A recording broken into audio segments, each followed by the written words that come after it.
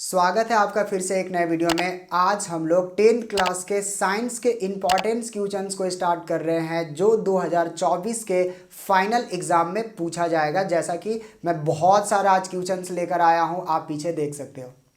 दोस्तों, लास्ट का वीडियो में हम लोग मैथ के जितने भी इंपॉर्टेंस क्वेश्चंस था उसको कंप्लीट कर लिया है। अगर आप उस वीडियो को नहीं देखे हैं तो इसी वीडियो के डिस्क्रिप्शन बॉक्स में उस वीडियो का लिंक मिल जाएगा, आप वहां से जाकर देख सकते हैं। तो चलिए स्टार्ट करते हैं आज का ये क्लास। लेकिन सवाल यहाँ पर ये बनता है कि कौन सा चैप्टर से स्टार्ट किया जाए। तो हम उसी चैप्टर को स्टार्ट करेंगे जिससे सबसे ज़्यादा नंबर के सवाल पूछे जाते हैं। मतलब प्रकाश का परावर्तन तथा अपवर्तन, इससे सबसे ज़्यादा नंबर का सवाल इसी चैप्टर से पूछा जाता है। इससे एक नंबर का मतलब ऑप्शनल क्वेश्चंस भी पूछा जाता है और आपका सब्जेक्टिव क्वेश्चंस भी पूछा जाता है।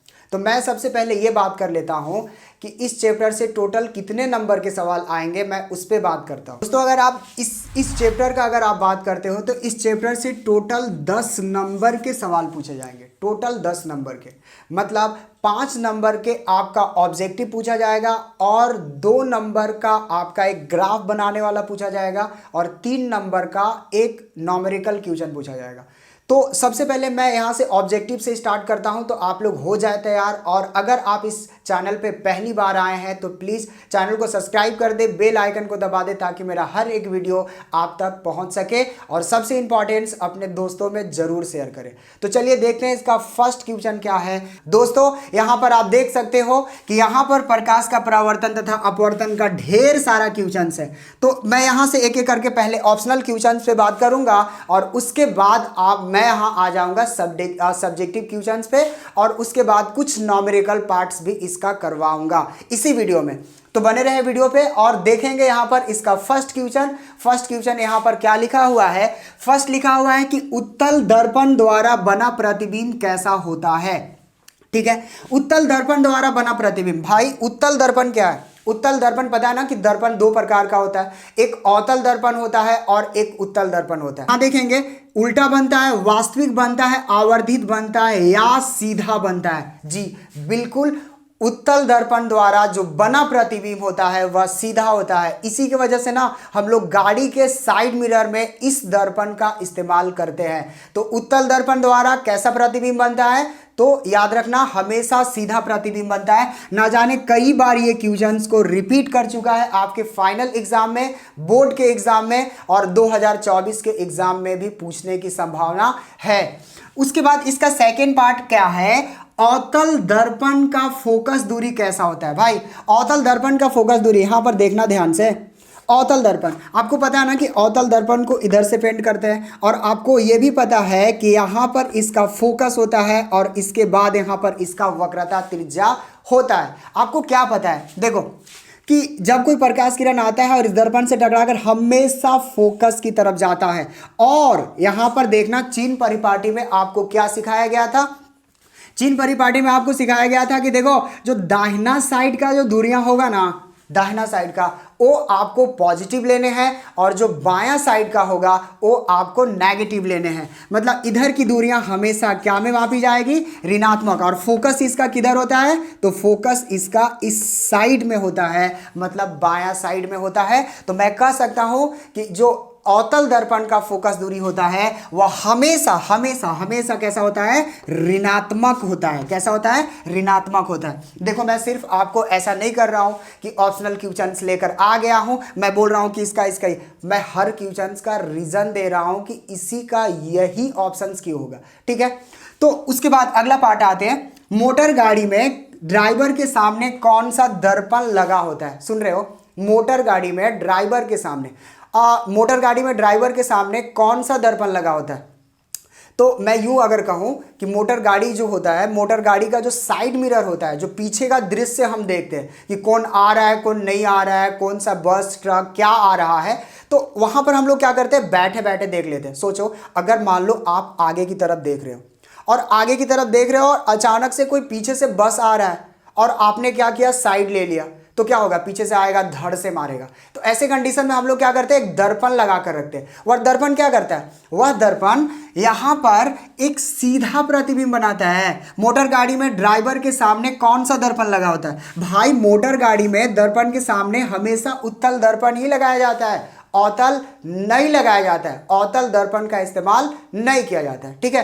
तो कौन सा दर्पण मारोगे, ये। अच्छा, इसका ना क्वेश्चंस को कभी चेंज करके लिखता है, क्योंकि मैं देखा हूं कि फाइनल एग्जाम में इसको चेंज कर दिया। एक बार ऐसे लिखा हुआ था तो मैंने ऐसे लिख कर लेकर आया है, मोटर गाड़ी में ड्राइवर के सामने कौन सा दर्पण लगाया जाता है, तो आप उधर, या ऐसे भी सवाल पूछता है कि गाड़ी के साइड मिरर में कौन सा दर्पण का इस्तेमाल किया जाता है, तो उस समय भी आप कंफ्यूज मत होना, डायरेक्ट आंसर उत्तल दर्पण ही करके आप आएंगे। आते हैं इसका अगला पार्ट। इसका अगला पार्ट में क्या है कि गोलीय दर्पण कितने प्रकार के होते हैं, तो गोलीय दर्पण 2 प्रकार के होते हैं। कौन कौन, एक होता है उत्तल दर्पण, एक होता है अवतल दर्पण। तो गोलीय दर्पण कितने प्रकार के होते हैं, 2 प्रकार का। तो मैं यहां पर इसको क्या टिक कर लूंगा, 2 प्रकार का होता है, एक उत्तल दूसरा अवतल, ठीक है।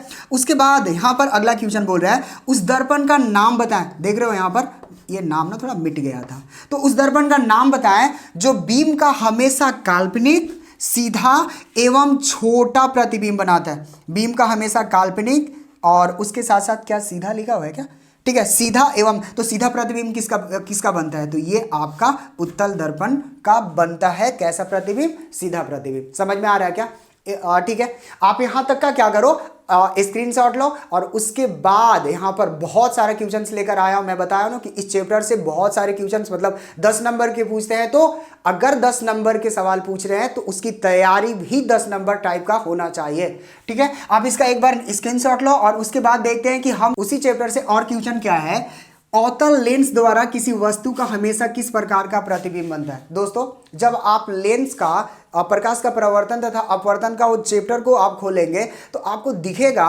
कि अवतल लेंस द्वारा बना प्रतिबिंब का एक छोटा सा बॉक्स दिया हुआ है, और उसमें बताया है कि वस्तु को कहां पे रखने पर और किस प्रकार का प्रतिबिंब बनता है। तो वहीं से अगर आप बातों को देखोगे तो यहां पर लिखा हुआ था कि अवतल लेंस द्वारा किसी वस्तु का हमेशा किस प्रकार का प्रतिबिंब बनता है, तो हमेशा याद रखना, हमेशा एक तो बिंदु साइड का बनता है, मतलब बहुत छोटा बनता है। उसके साथ साथ मतलब बिंदु आकार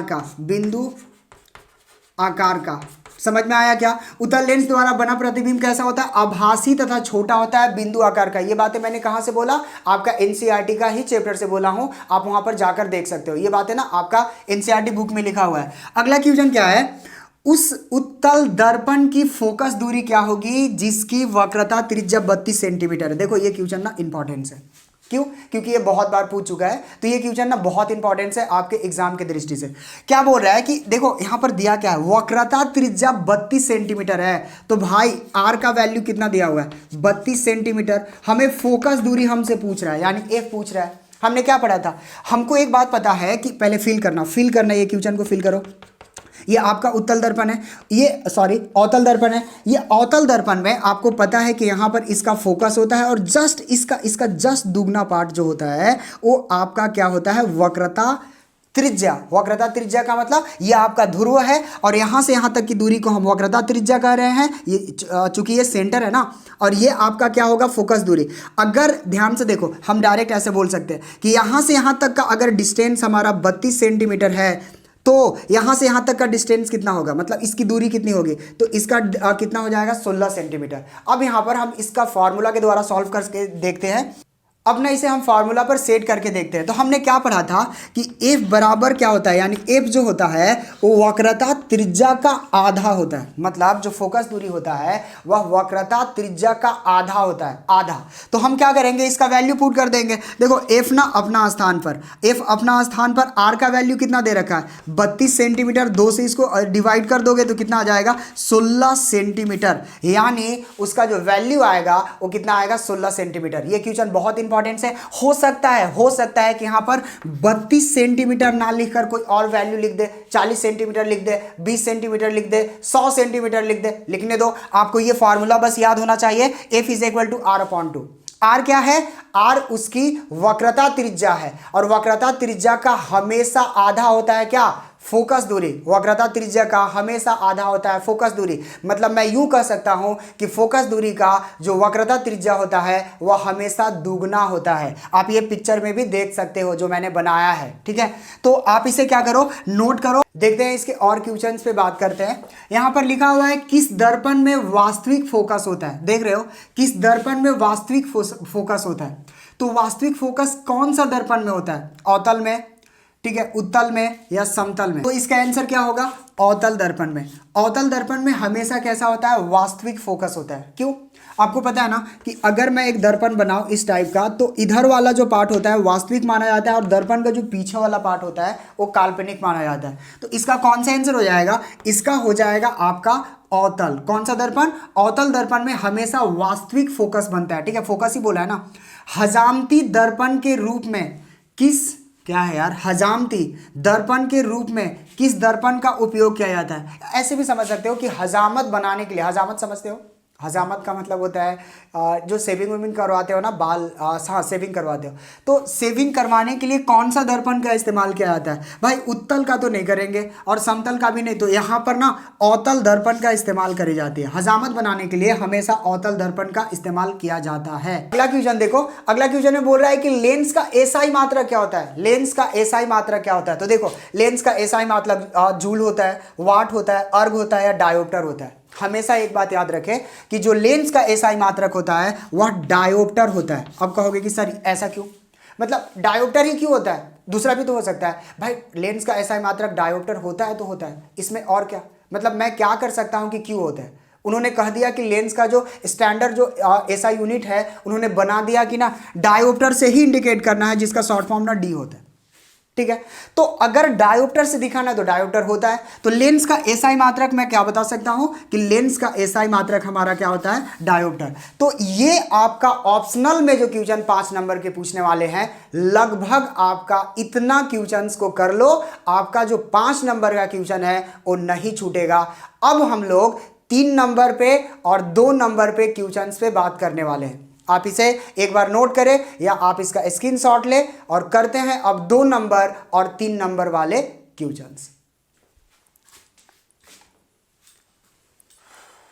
बस जस्ट सेकेंड हो गया जी। कैसे आप लोग, मैं उम्मीद करता हूँ सब कोई ठीक होंगे, सब कोई अच्छे से होंगे। मैं 10 दिनों के बाद आज आप लोगों के सामने आया हूँ। कुछ प्रॉब्लम्स लाइफ में चल रहे थे जिसकी वजह से मैं कैमरा के सामने नहीं आ रहा था, परंतु उस प्रॉब्लम को अब मैं थोड़ा साइड करके रखा हूँ। मैं आपसे प्रॉमिस करता हूँ कि हर दिन मैं आपको एक वीडियो दूंगा ताकि आपका सिलेबस को जितना जल्दी हो सके कंप्लीट कराया जा सके। तो चलिए आज हम लोग 10th क्लास के साइंस के जितने भी इंपॉर्टेंट क्वेश्चन हैं, जितने भी इंपॉर्टेंट से मेरा मतलब ये है कि मैं चैप्टर वाइज करा रहा हूँ कि कौन सा चैप्टर में कितने इंपॉर्टेंट क्वेश्चंस को करने हैं। क्वेश्चंस एक चैप्टर में बहुत सारे होते हैं, परंतु अब हमारे पास उतना टाइम नहीं बचा है कि हम उस क्वेश्चंस को पूरा देख सके। तो इसलिए हमने क्या किया है, सारा क्वेश्चंस का एक सेट तैयार करके जो उस चैप्टर का जो महत्वपूर्ण क्वेश्चन है उसको हम लोगों ने क्या किया है, एक सेट तैयार किया है और फिर मैं उसी वीवीआई क्वेश्चंस को आपके सामने देने वाला हूं। दोस्तों हम स्टार्ट कहां से करें, तो हम स्टार्ट करेंगे जो 10th क्लास का सबसे बड़ा चैप्टर है प्रकाश का परावर्तन तथा अपवर्तन, हम वहां से स्टार्ट करेंगे। और वो स्टार्ट करने का भी, मैं फोन साइड में रख देता हूं, उसको स्टार्ट करने का मेन मकसद मेरा यह है क्योंकि उस चैप्टर से 10 नंबर के क्वेश्चन पूछे जाते हैं, तो इसलिए मैं इसी चैप्टर से स्टार्ट कर रहा हूं। तो इसको मैंने क्या किया है, सबसे पहले आज से 4-5 दिन पहले मैंने कुछ वीडियो शूट किया था, उसको और इसको जस्ट मैं क्या करूंगा, दोनों को मिक्स कर दूंगा और उसके बाद आपको दे दूंगा। उसमें मैंने क्या किया है कि 1 नंबर के जितने भी क्वेश्चन थे मैंने उसको एक साइड एक वीडियो में रखा हूँ और यहाँ पर आज से हम लोग 3 नंबर और 2 नंबर के क्वेश्चंस को कंप्लीट करने वाले हैं। तो चलिए हम आज का क्लास स्टार्ट करते हैं और देखते हैं इसका फर्स्ट क्वेश्चन। याद रखें ये क्वेश्चन 2020 में, 2015 में और 2013 में पूछ चुका है, तो ये क्वेश्चन आपके लिए बहुत इंपॉर्टेंट है। देखते हैं इसका फर्स्ट क्वेश्चन क्या है।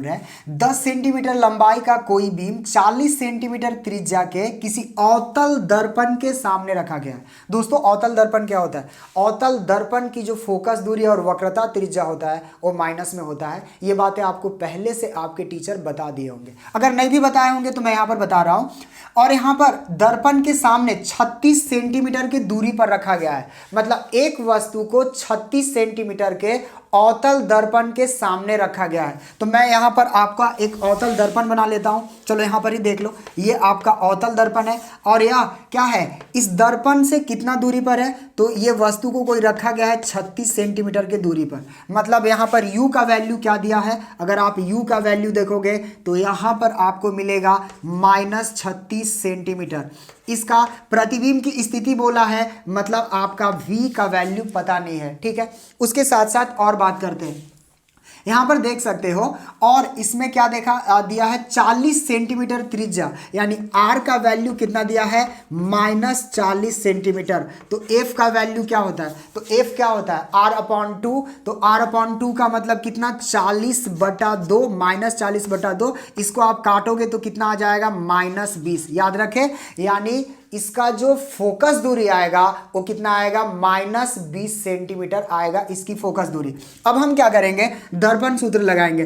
तो यहां पर अगर मैं दर्पण सूत्र लगाऊं तो दर्पण सूत्र क्या होता है, दर्पण सूत्र आपको पहले से पता है क्या होता है, 1/u plus 1/v is equal to 1/f। ये दर्पण सूत्र है। अब यहां पर करना क्या है, सबका वैल्यू इसमें डाल देना है। तो चलो यहां पर अगर आप वैल्यू रखोगे तो कितना होगा बॉस, 1/u का वैल्यू कितना है u -36 और 1/v जैसे है सेम टू सेम छोड़ दिया। 1/f का मतलब कितना, हम कितना डाल सकते हैं, f का वैल्यू -20 सेंटीमीटर डाल सकते हैं। देखो 1/v अपना स्थान पर -1/20, ये भाई साहब उधर जाएंगे तो क्या हो जाएगा 1/36। अब दोनों को ले लो क्या एलसीएम। अगर आप एलसीएम लेंगे तो कितना आएगा इन दोनों का एलसीएम, इन दोनों का जो एलसीएम आएगा वो कितना आ जाएगा 180। इन दोनों का एलसीएम मैंने 180 ठीक लिया क्या, कट जाएगा ये 6×5 = 30 और 1 मिनट। ओके, अब यहाँ पर 20 का पहाड़ा मैं कितना बार पढ़ूँ कि 180 आ जाएगा। अगर आप 20 का पहाड़ा पढ़ो कितना बार, 9 बार। 20 9 180 होता है और उसके बाद 1 से मल्टीप्लाई करोगे तो इतना आ जाएगा। इसको इससे मल्टीप्लाई कर दो, तो मल्टीप्लाई करोगे तो ये 5 बार में ना 36 × 180 होता है। आप चाहोगे तो इसको घटा सकते हो, कैमरा में दिख रहा है जी। तो मैं क्या कर सकता हूँ 1/v मैं घटाऊंगा तो कितना आएगा -4/180। अब एक काम और करो, एक काम ये करो कि यहाँ पर आप देख सकते हो 1/v और यहाँ पर इसको मैं चाहूँ तो डिवाइड कर सकता हूँ क्या, कर सकता हूँ, लेकिन अभी डिवाइड मत करो, क्रॉस मल्टीप्लाई कर सकते हैं क्या। इसको इससे मल्टीप्लाई कर लो तो कितना आ जाएगा -4v आ जाएगा और यहाँ पर आ जाएगा आपका 80। तो v का वैल्यू कितना आ जाएगा 80 में कितना 4। काटो इसको, 4 एकम 4 और यहाँ पर 4 चौका 16, 4 पचे 20, यानी v का जो वैल्यू आया वो कितना आया -45। याद रखो, यानी प्रतिबिंब का स्थिति कितना है, दर्पण से -45 सेंटीमीटर। अच्छा याद रखना, ये माइनस ना बहुत चीजों को बयां करता है। ये माइनस है क्या, ये जो माइनस है इस बात का सबूत दे रहा है कि जो प्रतिबिंब बन रहा है वह कैसा बन रहा है, वास्तविक बन रहा है। तो मैं यहां पर क्या क्या लिख सकता हूं, इसका प्रतिबिंब का साइज ज्ञात करना है। तो प्रतिबिंब का साइज के लिए आपने एक फॉर्मूला पढ़ा था, साइज कैसे निकालते हैं इसके साइज कैसे निकालोगे। तो साइज बराबर फॉर्मूला पढ़ा था h' और -v/u हुआ करता था। याद करें, -v/u।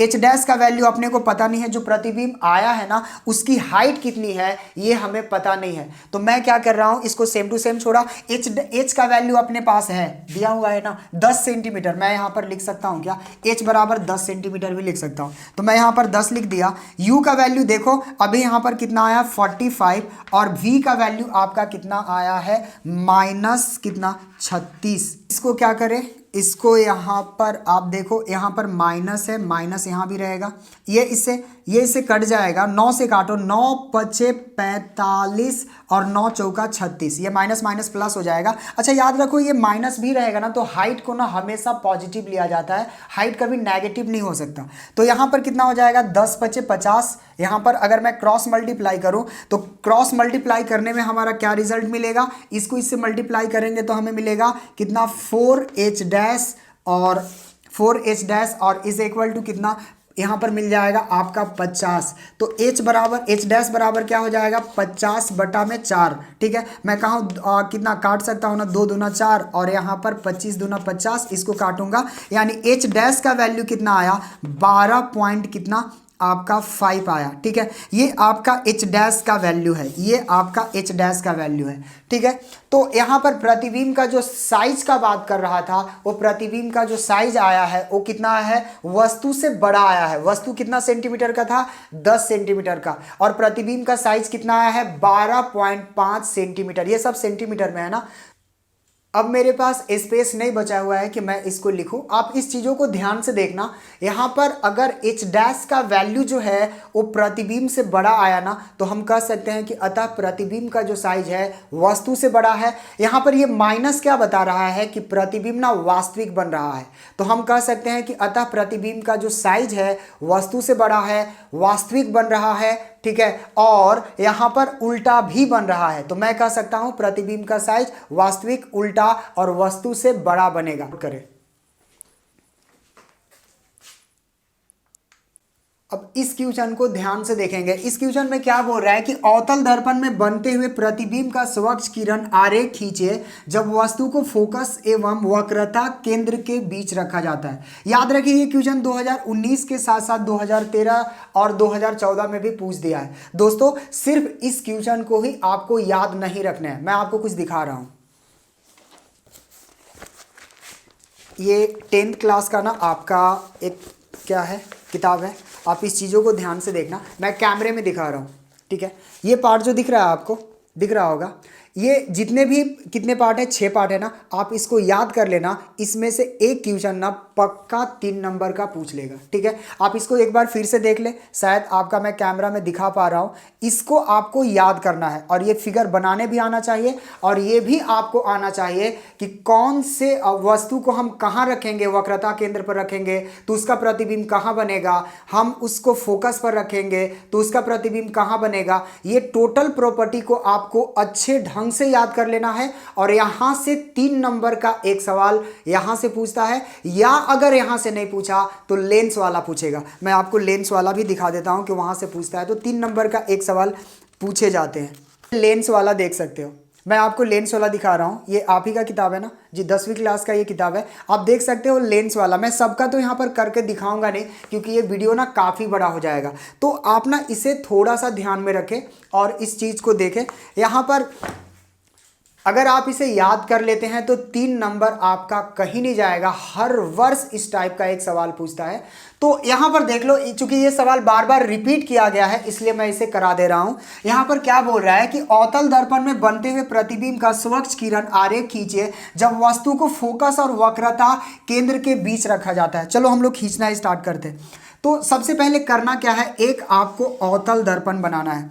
तो अवतल दर्पण क्या हम ऐसा बना सकते हैं क्या, देखो ये हमारा है अवतल दर्पण। ठीक है, अच्छा अवतल दर्पण में यहाँ पर जो जो पार्ट लिखा हुआ है हम उसको देखेंगे।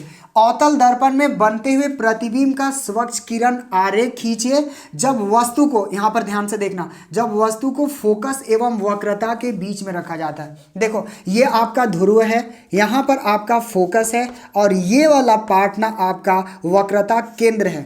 ठीक है, अच्छा ये वक्रता केंद्र, यहाँ से यहाँ तक का वक्रता केंद्र ये कहा जाता है। अब ध्यान से देखो, तो वस्तु को रखा कहाँ जा रहा है, जब वस्तु को फोकस और वक्रता केंद्र दिखाई दे रहा है क्या, फोकस और वक्रता केंद्र के बीच में रखा जाता है। थोड़ा सा इमेजिन करो, मान लो कि यहाँ पर एक वस्तु को हमने खड़ा कर दिया, कोई भी वस्तु, आप भी खड़ा हो सकते हो। ठीक है, तो होगा क्या, इसके जो ये वाला पार्ट है इसके किरण आरेख यहाँ पर जाएंगे, दर्पण से टकराएंगे, और ये बात भी आपको पता है कि वह हमेशा फोकस की तरफ ही मुड़ता है। ये बातें आपको आपका क्लास में बता दिया गया होगा। ठीक है, मतलब ये जाएगा दर्पण से टकराएगा और टकराकर हमेशा किधर मुड़ेगा, फोकस की तरफ मुड़ता है, फोकस की तरफ। ठीक है, एक किरण आरेख और चलता है जो कहाँ जाता है, ये इसके इस वाले छोर से, मान लो ए भी कोई वस्तु है जो यहाँ पर खड़ा है, वक्रता केंद्र और फोकस के बीच में खड़ा है, तो ये यहाँ से भी एक लाइन जाती है ऐसा सीधा, और जाने के बाद ये ऐसा। ठीक है, ये दोनों एक दूसरे को इंटरसेक्ट, पिक्चर सही बनाया क्या यार, ठीक है ना, ठीक है, आपने फील किया ना, बाकी आप अपना एनसीईआरटी चेक करोगे। अब ये मैंने पिक्चर तो बना दिया, लेकिन सवाल यहाँ पर ये है कि इसमें कुछ लिखना भी होता है। हमें क्या लिखना होता है? लास्ट में स्टेटमेंट लिखना होता है इस प्रतिबिंब के बारे में। इसका प्रतिबिंब एक्चुअल में कहाँ बन रहा है भाई? तो प्रतिबिंब देखो यहाँ पर बन रहा है। अगर आप देखोगे ना तो इसका प्रतिबिंब यहाँ वस्तु से काफ़ी बड़ा बनने लगा। ठीक है, पहली बात है वस्तु से काफ़ी बड़ा है। तो लास्ट में एक स्टेटमेंट छोटा सा लिखते हैं। वह स्टेटमेंट क्या लिखते हैं हम? तो हम लिखते हैं जब वस्तु को वक्रता केंद्र और फोकस के बीच में रखा जाता है तो उसका जो प्रतिबिंब बनता है सबसे पहले सी से परे बनता है, पहली बात है। दूसरा, वस्तु से बड़ा बनता है। आप देख सकते हो इसका प्रतिबिंब भी वस्तु से बड़ा बना है। और इसका जो तीसरी बात है वास्तविक बनता है। याद रखना, इधर बनेगा तो काल्पनिक और इस साइड में बनेगा तो हम कहते हैं कि उसका जो प्रतिबिंब बन रहा है वह कैसा बन रहा है? वास्तविक बन रहा है। तो ये सिर्फ ये क्वेश्चन नहीं, इसके साथ साथ 6 क्वेश्चन और जो आपको जरूरत है, एग्जाम में डायरेक्ट सवाल पूछता है। और उसके बाद मैंने अभी आपको एक न्यूमेरिकल बताया, इसके और इंपॉर्टेंट क्वेश्चंस को हम बता रहे हैं। फिलहाल आप इसे नोट कर ले, या नोट ना करेंगे तो आप इसे एक बार प्रैक्टिस जरूर करें। ठीक है, करते हैं इसका अगला पार्ट। क्वेश्चन मैं लेंस वाला कराता हूं। लेंस का जो न्यूमेरिकल है मैं उसको देख रहा हूं। यहां पर देख सकते हो कि 5 सेंटीमीटर लंबी कोई वस्तु 10 सेंटीमीटर फोकस दूरी के किसी अभिसारी लेंस से 25 सेंटीमीटर दूरी पर रखी गई है। प्रतिबिंब की स्थिति, प्रकृति तथा साइज ज्ञात करें। दोस्तों मैं आपको एक बार फिर से बता दूं, इस टाइप का क्वेश्चंस तो होते हैं, जितने भी न्यूमेरिकल क्वेश्चन होते हैं। यहां पर अगर मैं ये कह रहा हूं कि ये क्वेश्चन आएगा तो ये फिक्स नहीं है कि ये क्वेश्चन आएगा। मैं बता रहा हूं कैसे। यहां पर 10 सेंटीमीटर फोकस दूरी के किसी अभिसारी लेंस, वो 10 के अगर जगह पर 15 सेंटीमीटर कर दिया तो क्या करोगे आप? क्या कर सकते हैं? 10 के जगह पर 15 सेंटीमीटर कर दिया, फिर आओगे और टीचर से क्या करेंगे? मारपीट करेंगे आपकी, आपने 10 कहा था वहां 15 सेंटीमीटर कर दिया। अरे भाई ऐसा नहीं होता है, आप प्रैक्टिस कर लो ना। अगर आप प्रैक्टिस कर लोगे तो आपका काम हो जाएगा। मैं बार बार क्यों कर रहा हूं कि प्रैक्टिस करो। अगर आप प्रैक्टिस करोगे आपका काम होगा, प्रैक्टिस नहीं करोगे आपका काम नहीं होगा। मैं ये भी नहीं बोल रहा हूं कि ये 10 सेंटीमीटर मैंने लिख दिया तो हाँ 10 ही आएगा, मतलब उसका जो क्वेश्चन सेट कर रहा है उसको मन लग गया कि नहीं मैं 15 सेंटीमीटर लिखना चाहता हूं, तो क्या करेंगे आप? ठीक है, ऐसा नहीं होता है। तो मैं कह रहा हूं कि आप ना इसका बार बार प्रैक्टिस करो इस टाइप का क्वेश्चन का, क्योंकि अगर वहां पर 10 की जगह पर 50 दे दे, 200 दे, 500 दे, चाहे कितना भी दे दे, उससे हमें कोई मतलब नहीं है, बस हमें सॉल्व करने आने चाहिए। ये ज्यादा इंपॉर्टेंस है। तो यहां पर देख लो, यहां पर 5 सेंटीमीटर लंबी, तो यहां पर मैं इसको सॉल्व कर रहा हूं ना भाई, यहां पर लिख रहा हूं एच का वैल्यू कितना सेंटीमीटर है? एच का वैल्यू आपका 5 सेंटीमीटर दिया हुआ है, मतलब हाइट है। ठीक है, यहां पर अभिसारी लेंस बोला मतलब आपका उत्तल लेंस बोला है। अभी पिक्चर में बना के समझाऊंगा, ध्यान से देखना।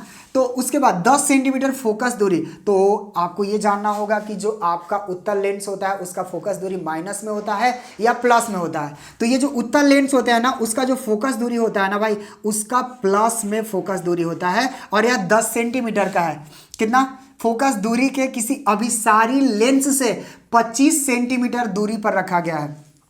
और इसका जो दूरी होता है, क्योंकि अगर आप मैं आपको समझाने के लिए बना रहा हूं भाई, ऐसा बनता है और यहां पर वस्तु को रखा गया है जो 25 सेंटीमीटर दूरी पर रखा गया है। मतलब इसका जो आपका u का वैल्यू है ना, वो u का वैल्यू -25 सेंटीमीटर। क्यों? क्योंकि इधर की दूरियां आपका माइनस में मापी जाती है, तो यहां पर u का वैल्यू आपका क्या हो जाएगा? माइनस हो जाएगा। अच्छा, यहां पर v अपने को ज्ञात करना है, v अपने को पता ही नहीं है। तो अगर ये पता नहीं, अपने को v ज्ञात करना है जो हमें v पता नहीं है। अब मैं क्या कर सकता हूं? तो h मेरे पास है, f मेरे पास है, u मेरे पास है, v मेरे पास नहीं है। मैं लेंस सूत्र लगाऊंगा और लेंस का फॉर्मूला लगाकर मैं इस क्वेश्चन को सॉल्व करूंगा। तो चलिए अभी हम लेंस सूत्र लगाना स्टार्ट करते हैं। तो लेंस सूत्र, ठीक है, लेंस सूत्र क्या होता है? 1/v minus 1/u is equal to 1/f। याद है क्या? मैं उम्मीद करता हूं कि आपको ये फार्मूला याद होगा। नॉर्मल सा सिंपल सा तो फार्मूला है। अब आपको क्या करना है, क्योंकि 1/v का वैल्यू आपको नहीं पता, हाँ लेकिन u का वैल्यू आपको पता है। कितना है u का वैल्यू? चेक करो, u का वैल्यू आपका माइनस कितना? 25।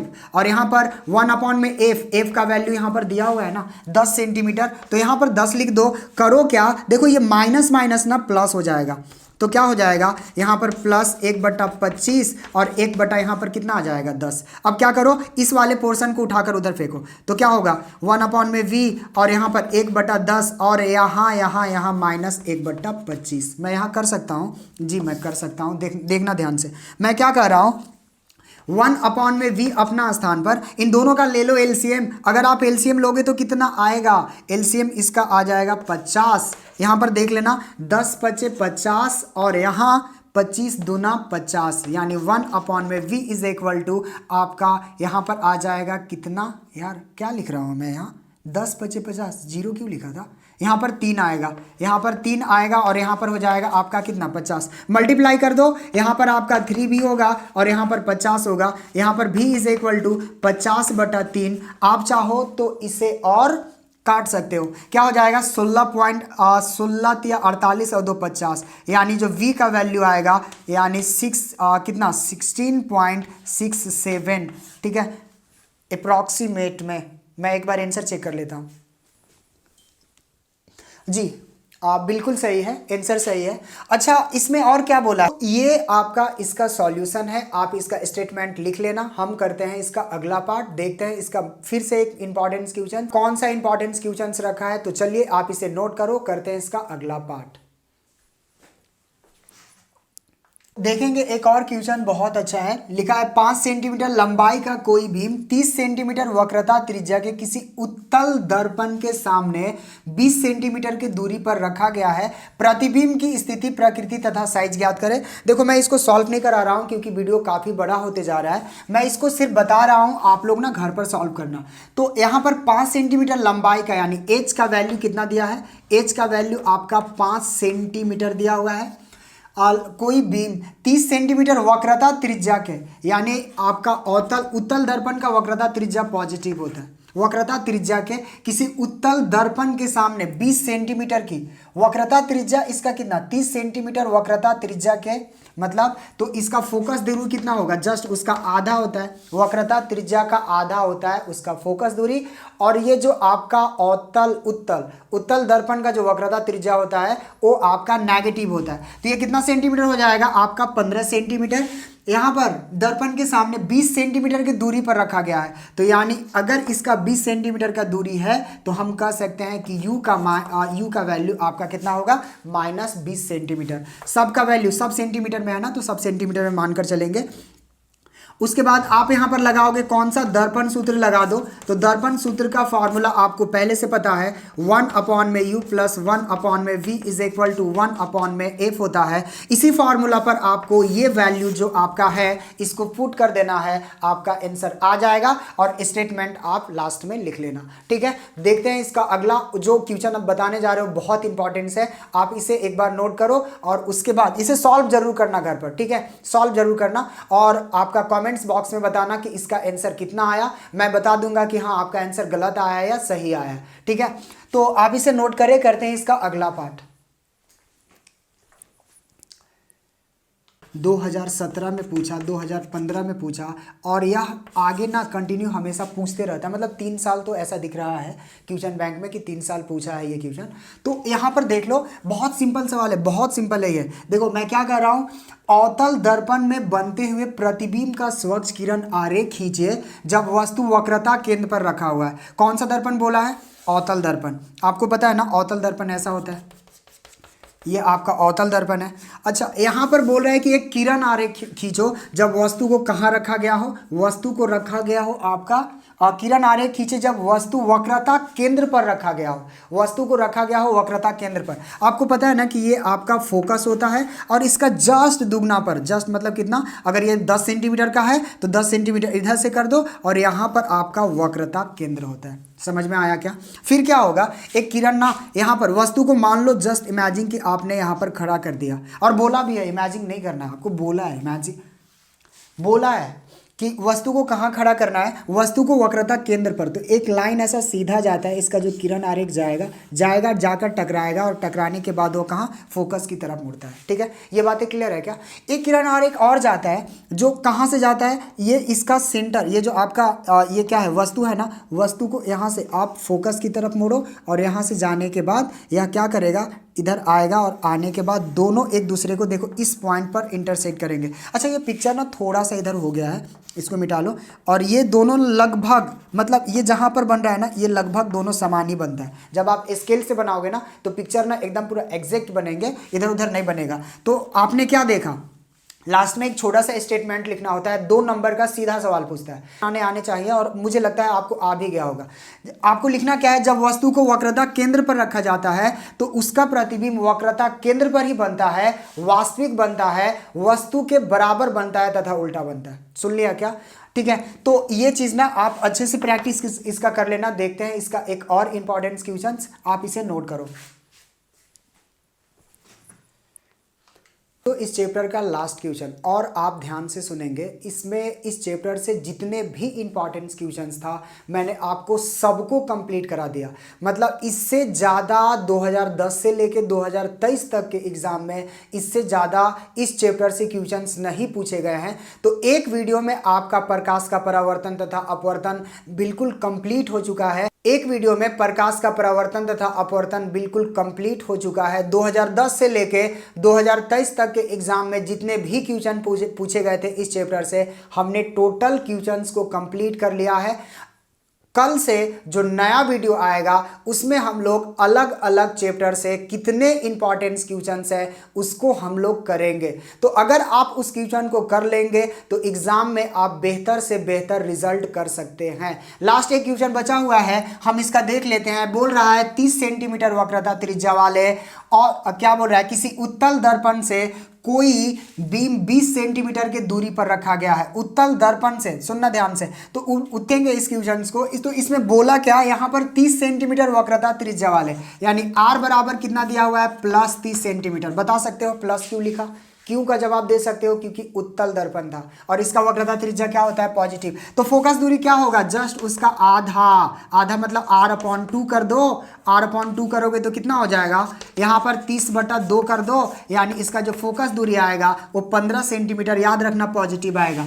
20 सेंट यहाँ पर कोई बीम 20 सेंटीमीटर दूरी पर रखा गया है, यानी वस्तु की दूरी कितनी है, वस्तु की दूरी आपका -20 सेंटीमीटर। भी का मान पूछ रहा है, क्या करो, दर्पण सूत्र लगा दो। दर्पण सूत्र का फॉर्मूला आपको पहले से पता है, 1/u + 1/v = 1/f होता है। आप क्या करना, इस फॉर्मूला पे ये वैल्यू को उठा के पुट कर देना, आपका आंसर आएगा। और कमेंट्स बॉक्स में जरूर बताना कि इस क्वेश्चन का, यानी लास्ट वाला क्वेश्चन का कितना आंसर आया है। तो मिलते हैं फिर से एक नए वीडियो में, तब तक के लिए धन्यवाद।